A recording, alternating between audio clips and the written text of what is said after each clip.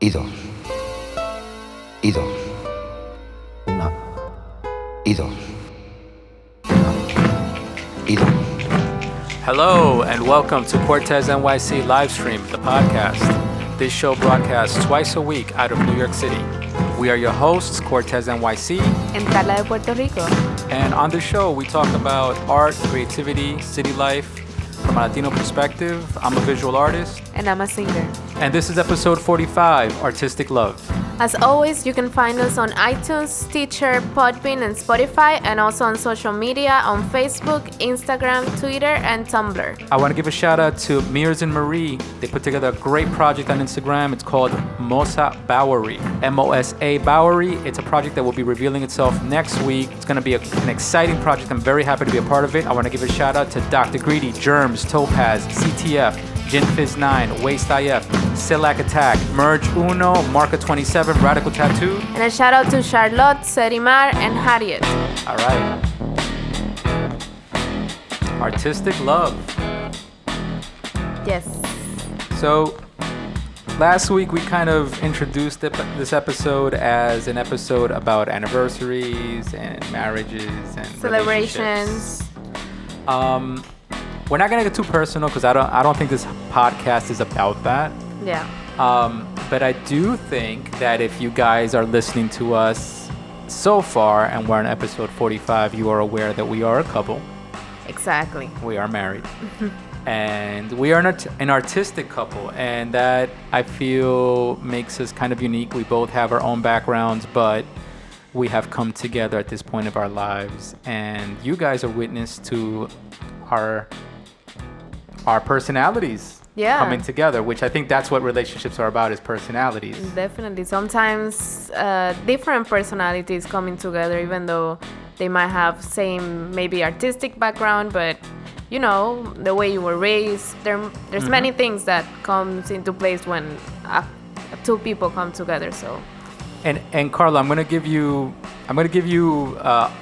open mic to free license to jump into Spanish if you feel things need to be said in Spanish. 'Cause I have a feeling this episode you might need to express some things. Yeah, that's true. And I'm trusting that our audience is bilingual and they'll follow along with some of the things you have to say. All right, so this is a tough topic. So like I said, relationships. How do you discuss relationships? For my section, my art life section, I figured the best thing that I could do is let's discuss some of the artistic relationships that exist out there, some of the famous, so I guess you can call them celebrity artist relationships. I think they're romanticized in general. Based on our me and Carla sat down, we did a little research, we went through some videos, some documentaries, and we kind of compiled some people that are the famous artist, you know, couples, and I think they are romanticized. Yeah, they create the people that are studying the life of the artist. They kind of create this image of, oh my God, such a romantic, crazy relationship. Yeah.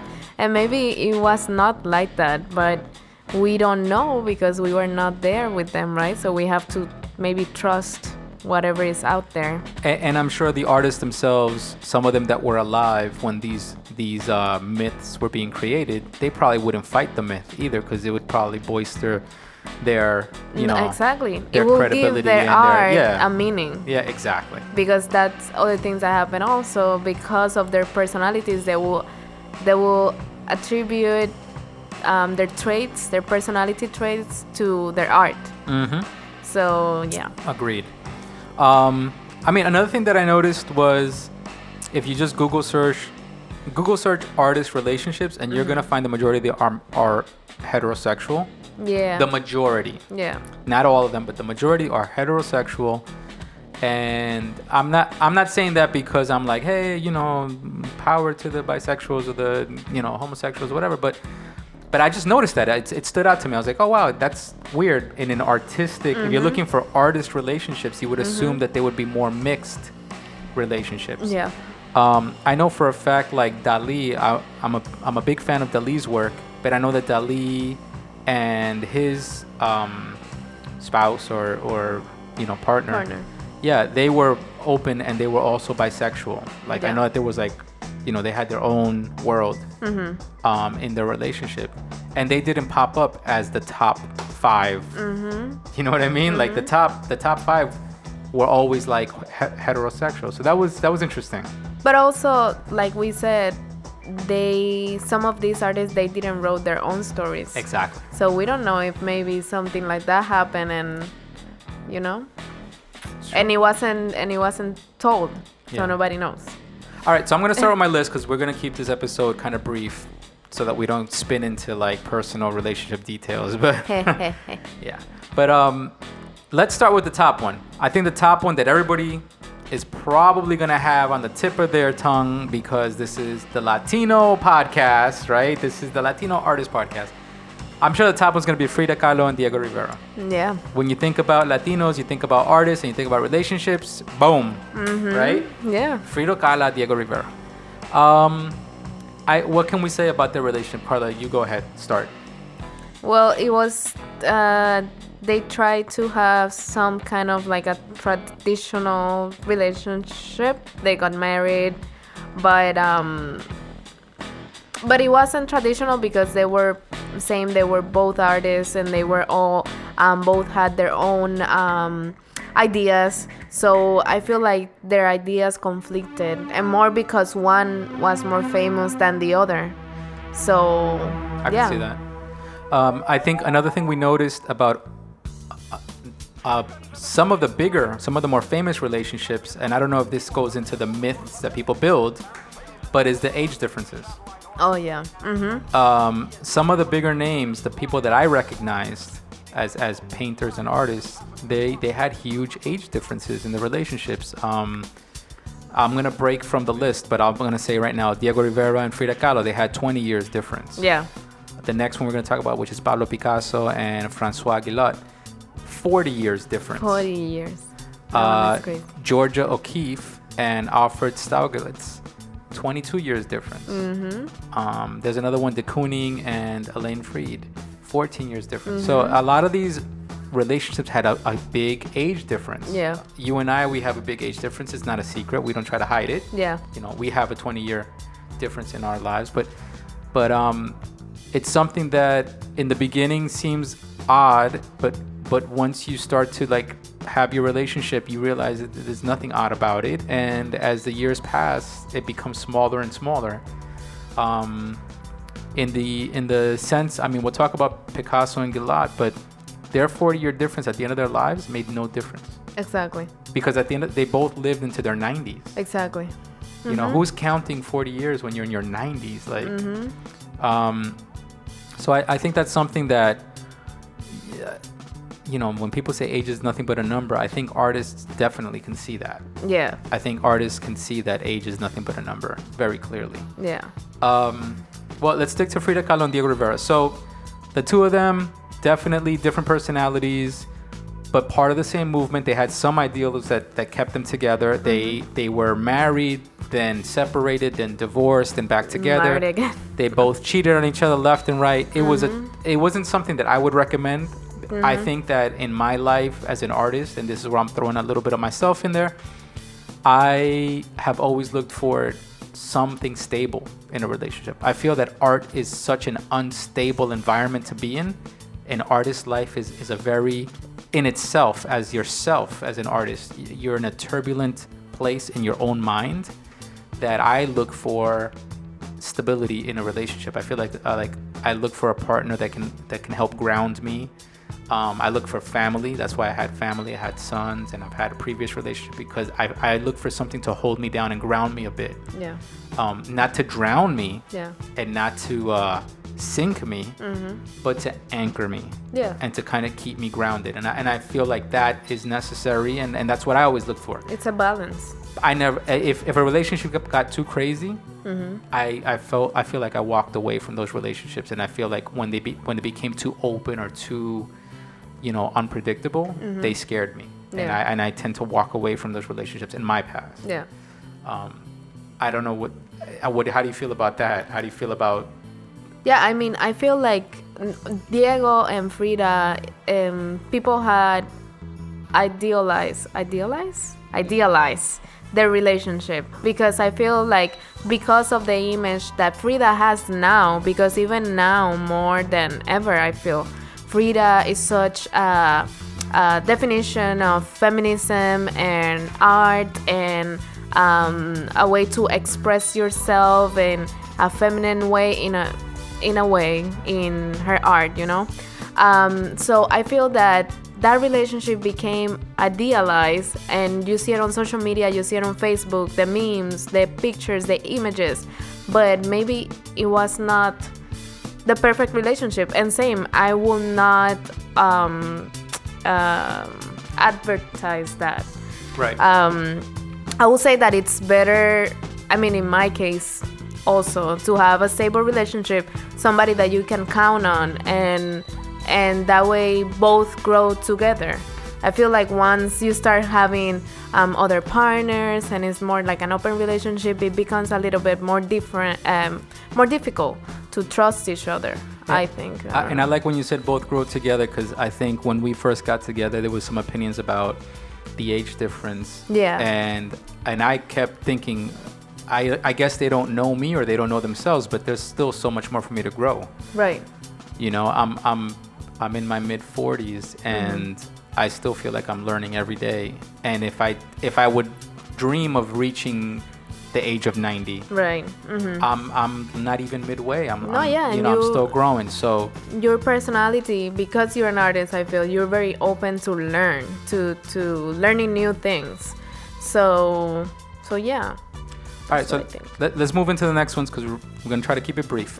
Pablo Picasso and François Gillot. Very interesting relationship. I'll summarize it as Pablo Picasso is a very old school machista. He was 40 years older than François Gillot when they got together. She was like a muse. She was a young girl. She was in her 20s. And she was not having a honey. Yeah. Yeah. No, and she was in her 20s. He was in his 60s. Yeah. And they got together. They even had kids and everything. He lived into his 90s. She lived into her 90s. She became her own artist. She became her own person. She felt like she was her own person in light of Picasso, in his, obviously behind him, but then shown past him in her own right as an artist. And I think that's why they separated. Yeah. Because in their story, they say that after 10 years, they got divorced. And I feel like hearing her explaining herself and explaining how she was when she was younger, I can see why she will be like, you know what, I need to do my own thing and create my own path, because if not, I will never do it if I stay with you. Yeah, I think she definitely proved, and she stated it. She said that she would hold certain things back early in the relationship, but later on she was like, if I leave you, you're gonna regret it. Like, yeah.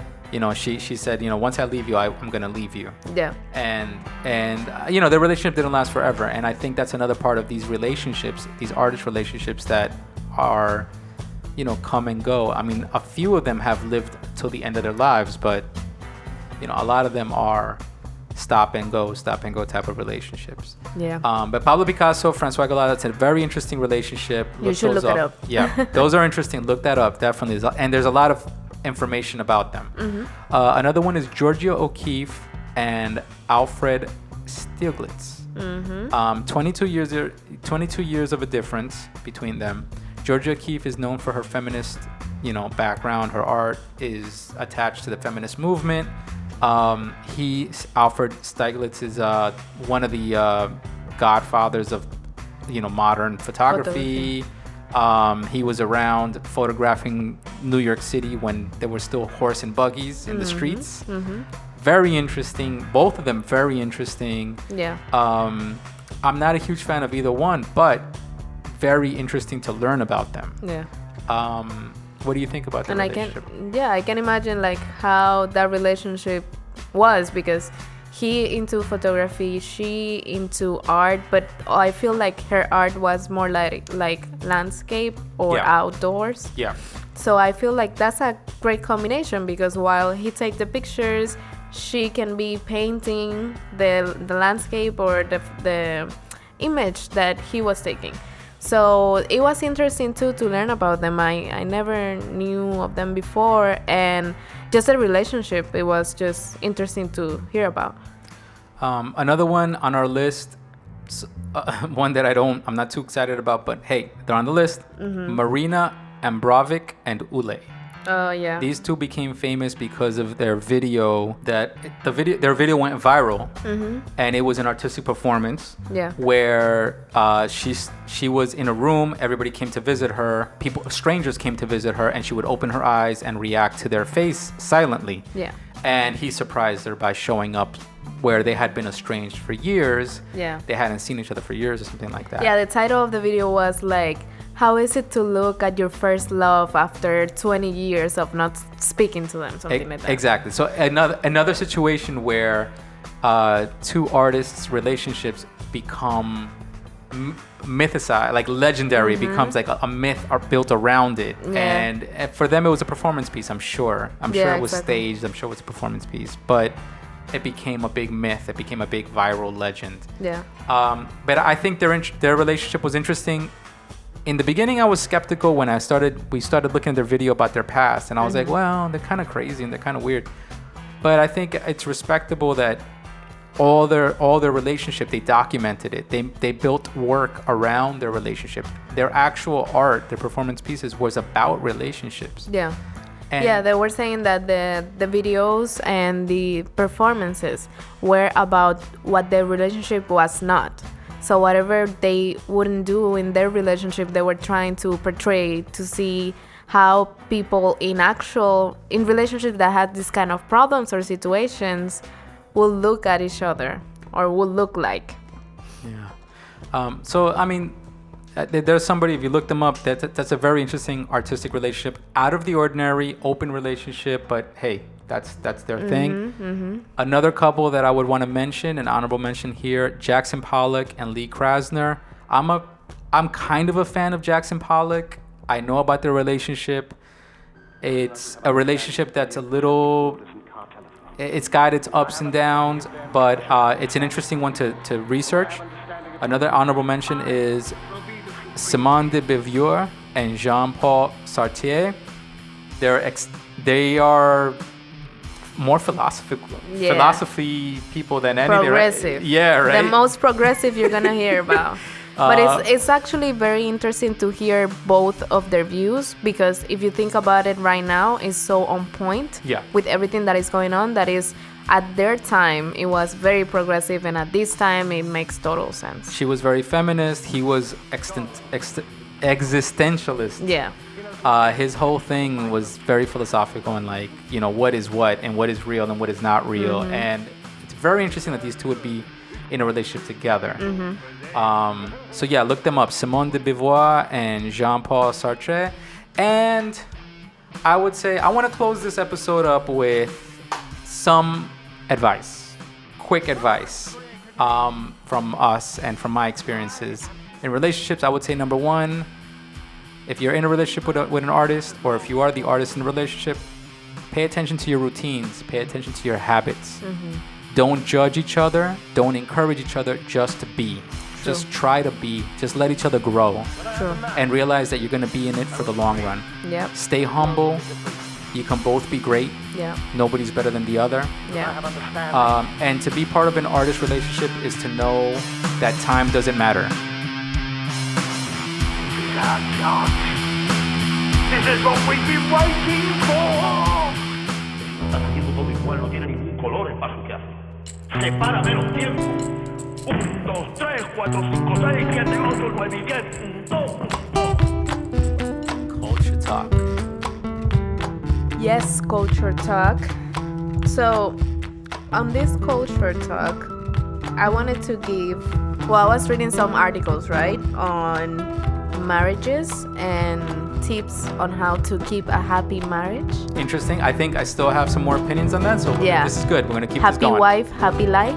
That's what they say. All right. So I found an article about 10 tips on how to stay happily married that all couples should think about even before saying I do. Nice. I'm here for this. So I just wanted to go over it and maybe we can talk about it. Do you agree? Disagree? What do you think? Should we add something else? Which I have one already, but I'm probably going to agree with everything you're saying. I'm just letting you know that right oh, come on. I've learned already to agree with everything you're saying. Happy wife, happy life, you see? Okay. No, but listen, before we continue, Yeah. on the real, that's true. What? I'm not going to argue with that. And I've never argued with that. I feel in a relationship, I honestly do feel that if you are in a relationship, for myself, I'm heterosexual, and if you're in a heterosexual relationship, you tend to look at your partner and say, as long as I can keep her happy, I think we'll be okay. Yeah. And it just has something to do, I don't know, with feelings, relationships. In these kind of relationships, you kind of associate certain feelings with the wife, with the female in the relationship, and you just kind of say, as long as you're inspired and happy, I think everything's gonna be okay. Yeah. You know. Yeah. Who cares if I'm happy? Nobody cares if I'm happy. Well, that sounds good to me. Mentira. These are not rules. These are philosophies. No, yeah. These are I feel not rules. like it should be not 50. Not always is gonna be 50-50, but that type of thing where if you're happy, I'm happy. It's true. I feel. Okay. Both should be happy. Not a dictatorship, just happy. Yeah. Okay, so the first one, the first advice or tip is expect the fire to cool. Ooh, that's interesting. I'm here for all this. I haven't heard any of this yet. Meaning expect the passion that you had at the beginning of the relationship to cool down, because it happens. The routine, you start living with your spouse, and it's a new thing. So the first year, the first month of being married, it can be very fun, but you have to expect that the fun and the passion that you had at the beginning might cool down. Yeah. So the second tip that they have here is, but be sure to fan the flames. To fan the flames. So okay. Gotcha. Be sure to invent situations where you can find that passion again, where you guys can find each other and say, oh yeah, today we're gonna go out to dates, or today we're gonna have a nice dinner at home, because that way we're gonna feel like we're more connected. Have a night out here, not a night out, but a night at your apartment or house where you're watching a movie together, where you're watching Netflix together, whatever, Netflix and chill.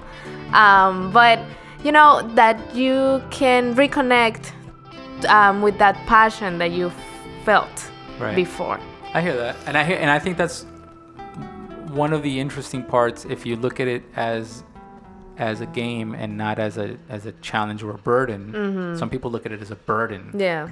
But if you look at it as a game, I think that makes it interesting. You know, over the years, think about it, and you think about how many different ways can you reinvent, and how can you fan, and how can you. Yeah. And it gives you also something to look forward, because I feel like you are always thinking on, okay, so what else can we do? You know, what else can we do to keep? I have opinions. We'll talk about opinions later. Okay. Okay. So the third one is make a point of remembering the early days. So like I was saying, you know, like at the beginning of our relationship, you're the majority of the time going on dates, discovering new places, sharing ideas, sharing likes. So just try to keep that going.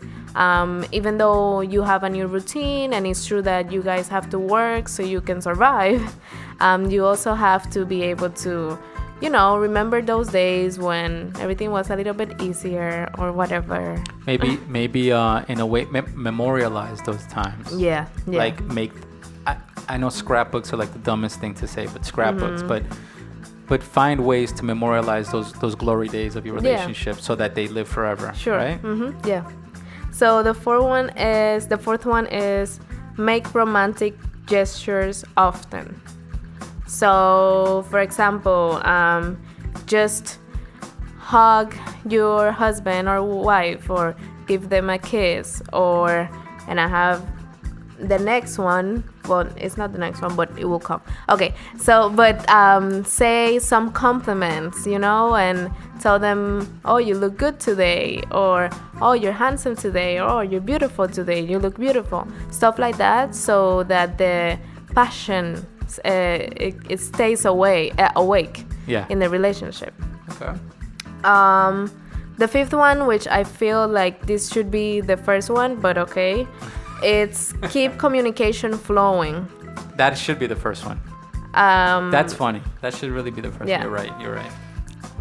It's so important to keep the communication going. Sometimes we are so stuck in our routines that we just say, oh, how was your day? How was your day? Okay, yeah, okay. And that's it. But there should be something else. And when you feel like you are going through that route where your days,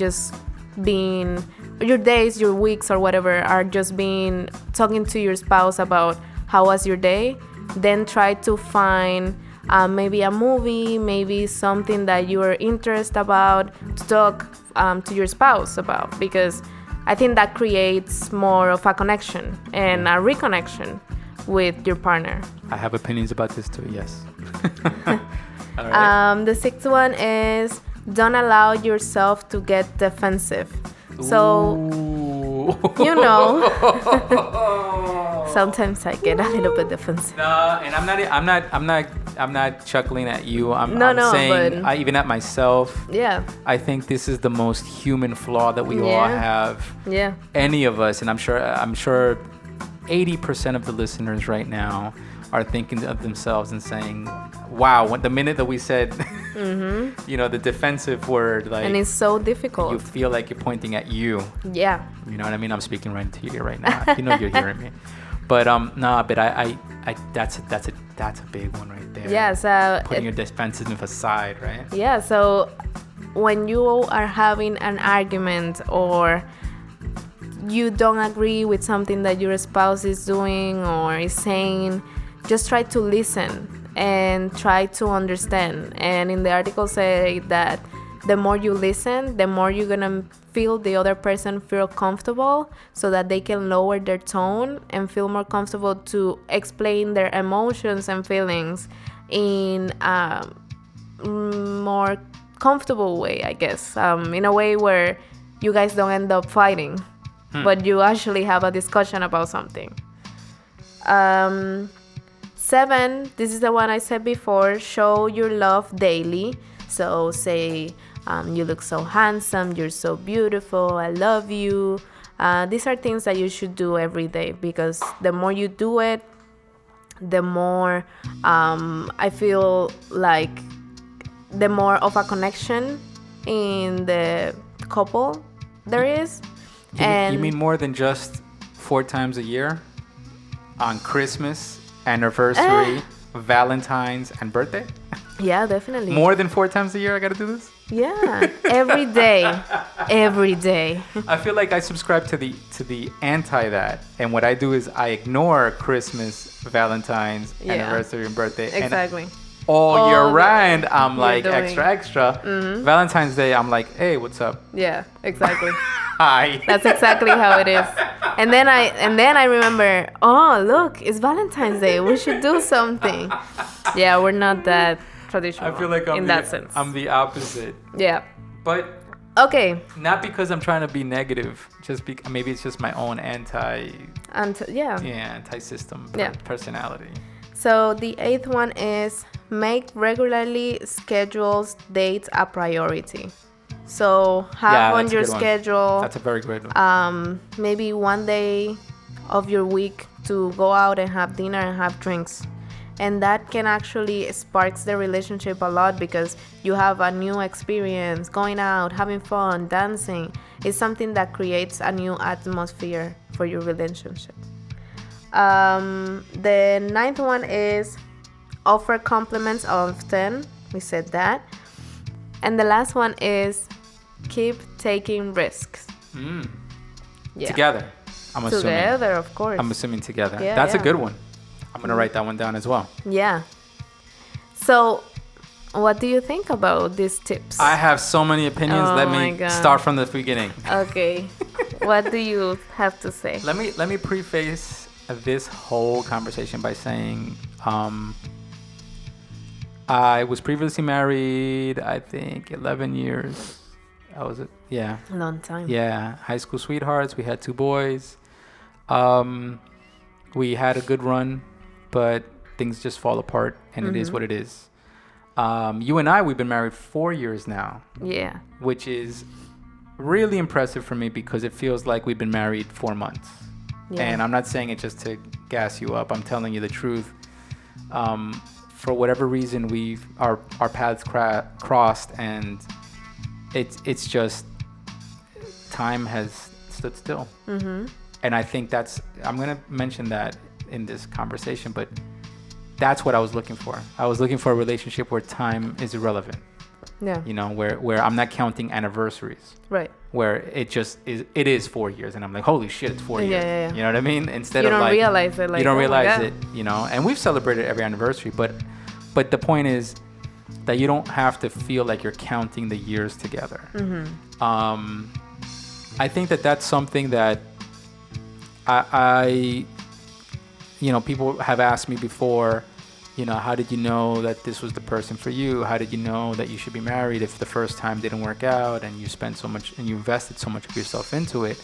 And to them, I say, you know, it's just inspiration. It's just, I'm an artist and I'm living my life. I'm living my truest life. And when I met somebody that made me feel like they made me dream and they made me kind of look forward again, instead of looking into the past, they made me look forward into the unknown.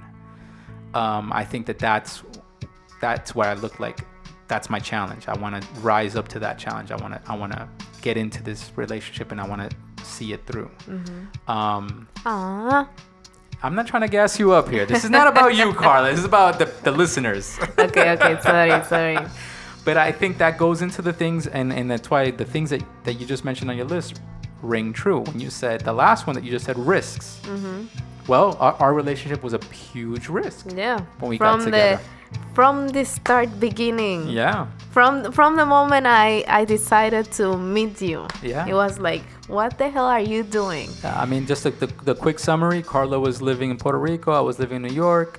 We met through mutual friends, and one thing led to another, and we were curious about each other, and here I am. And I came to New York. Yeah. Next thing you know, she ended up coming to New York to live the life here and to make something together. Yeah.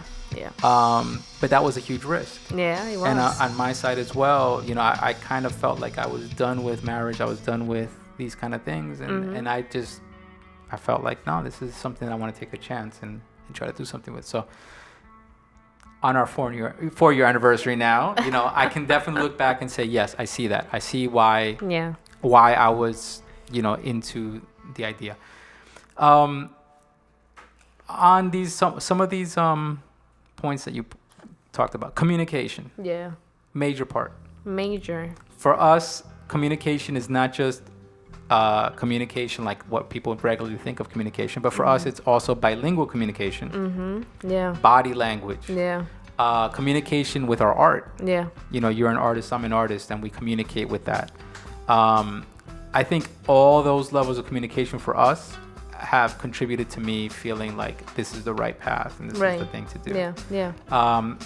Not being defensive is another point that you had on your list. Mm-hmm. I think that's difficult. That is difficult. It's very difficult. I mean, it's difficult with any relationship that you have. Exactly. Because I feel like sometimes I get defensive, but it's because I don't know how to say what I feel. So I prefer to assume things before knowing what is really going on. And that happens with everyone, like with family, spouse, friends. And it's a feeling, it's so bad because it's like, but you really want to know what's going on, but you don't. Yeah. So yeah. I think being defensive is something that as humans we all have already. Mm-hmm. Us versus the world. Mm-hmm. Let alone me and you versus the world, and then me and you versus each other. And I think it's difficult when you have someone that you love, that you're holding close to you, yet you are being defensive to something at your center. You know, it's very strange. It's a you versus you, really. I think that's when you have to realize it's not you versus your partners. It's you versus you. There's something with you if you're being defensive, and you have to let it go. Yeah. The other one that I liked was when you said memorialize. Well, we talked about memorialize or remember the good times. I think that's key. That's really important. I don't think it has to be just anniversaries that memorialize your relationship. I think you should have milestones. Yeah. Along the way. It could be the first time that you guys went shopping together, or the first time that you guys cooked together. Yeah. It could be little simple things along the way in your relationship that you guys should remember, and kind of it's up to you guys to point it out and say, hey, let's remember this. This is kind of important. Maybe the first time that you opened up an account on a website or something. Exactly. Yeah. Or And that. when you started a podcast together. Yeah, exactly. No, but and that goes to a point that I was thinking when I was reading this list, is that couples also before getting married should take into account to have goals together, because I feel like the goals that you have in mind as a couple will help you to develop more that relationship, and once you achieve one goal, then you put another goal on your list. Yeah. And that way you keep like going up the stairs of life. Yeah. And yeah, I feel like that's also a key point, to have goals together, not only you as an individual but together. I think the other thing that I just want to point out is definitely when you are in a good relationship, you are definitely planning ahead. You're planning for your future, and that makes you think beyond your time, beyond your decade, beyond your generation. You know, it makes you think about the future. What is it going to be like for us when we're 80? What is it going to be like for when we're 90? Like you just automatically start to dream like that, where you wouldn't talk like that on your own. But a good relationship, a healthy relationship would probably make you think about longevity. And I think that's something that, you know, you should kind of keep in mind when you're in a relationship. Are you thinking that way? Because if you are, then you're on the right path. Yeah. And I think that's it, man. And love, you know, make it magical. Yeah. You it's all in your hands, right? You have to make it as magical as you want it to be. And that magic is whatever you think it might be. If it's flowers, it's flowers. If it's chocolate, it's chocolate. If it's drinks, it's drinks. Maybe it's art. Maybe art makes it magical. Yeah. That's a word. Facts. Hashtag artistic love. Oh my God. Fall in love, guys.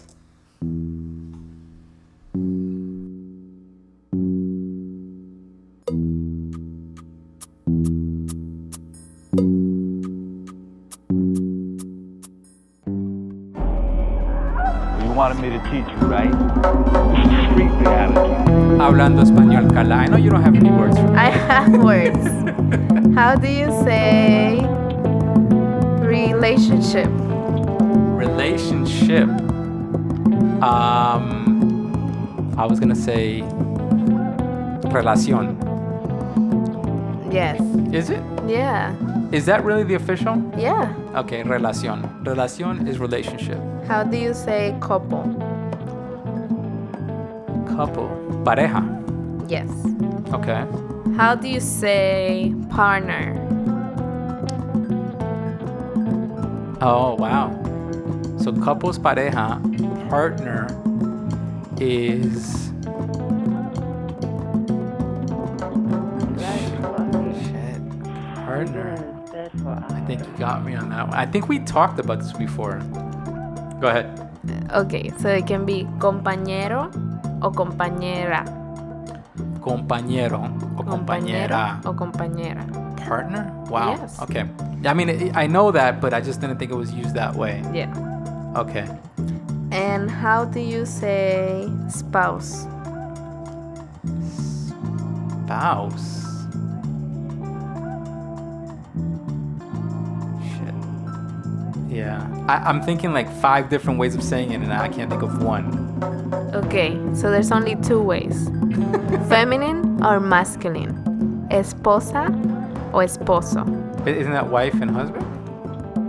But it's spouse, because in Spanish we don't have a term for spouse without it being feminine or masculine. Or marriage. Like spouse is marido. Bueno, marido y mujer, but still there's two for So which one feminine did and you say? masculine.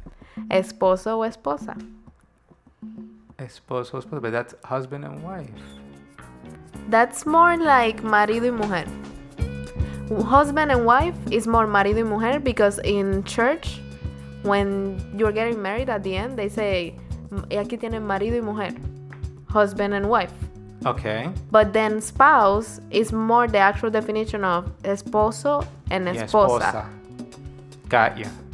Okay. All right. Got you. Esposo y esposa is spouse. Yes. Like it. Love it. And now, what other words I have? You have no more words. My turn. Okay. All right. How do you say anniversary? Aniversario. All right. How do you say communication? That's a good one. I was going to say that one. No, you won't. Comunicación. Okay.